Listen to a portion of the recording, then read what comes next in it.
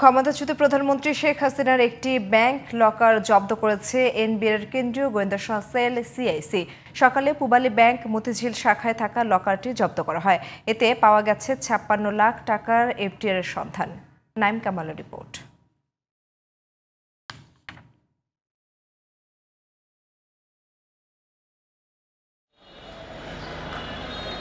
পূবালী ব্যাংকে রয়েছে ছাত্র জনতার আন্দোলনে ক্ষমতাচ্যুত প্রধানমন্ত্রী শেখ হাসিনার লকার, যেখানে রয়েছে গুরুত্বপূর্ণ তথ্য কিংবা অর্থ। এমন তথ্যের ভিত্তিতে বুধবার সকালে রাজধানীর মতিঝিলে পূবালী ব্যাংকের কর্পোরেট শাখায় অভিযান চালায় সিআইসি। এ সময় শেখ হাসিনার নিজ নামে একটি ১২ লাখ টাকার এফডিআর এবং যৌথ নামে ৪৪ লাখ টাকার এফডিআর এর তথ্য পায় এনবিআর। তবে অর্থ উত্তোলন নিষিদ্ধ করেছে সংস্থাটি। এ বিষয়ে বাংলাদেশ ব্যাংকের সহকারী মুখপাত্র বলছেন, ব্যক্তির অনুপস্থিতিতে নিয়ম নেই লকার খোলার।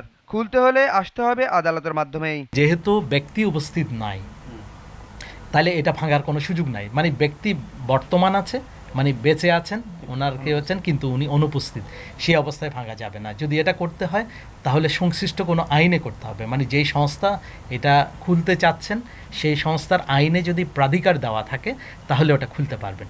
আর যদি না হয়ে থাকে তাহলে এটা করতে পারেন আদালতের নির্দেশে। একটা লকারের ভিতরে কি আছে এটা যদি আপনার দেখতে হয়, মানে ভিতরে কি আছে যদি খুলে দেখতে হয়, এই সংক্রান্ত কোনো নির্দেশনা ব্যাংক কোম্পানি আইনে নাই। সহকারী মুখপাত্র জানান, নিয়ম অনুযায়ী ব্যাংকে একটি চাবি থাকার কথা থাকলেও দুটি নিয়ে গেছেন শেখ হাসিনা। একটা লকার যখনই হয়, লকারের তো দুইটা কি থাকে, একটা হচ্ছে ব্যাংকের পার্ট, একটা হচ্ছে উনি নিয়ে যায়।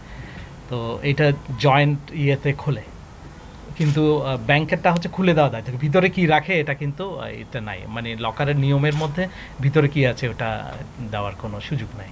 এর আগেও শেখ হাসিনার বিভিন্ন সম্পদের খোঁজ পায় দুর্নীতি দমন কমিশন।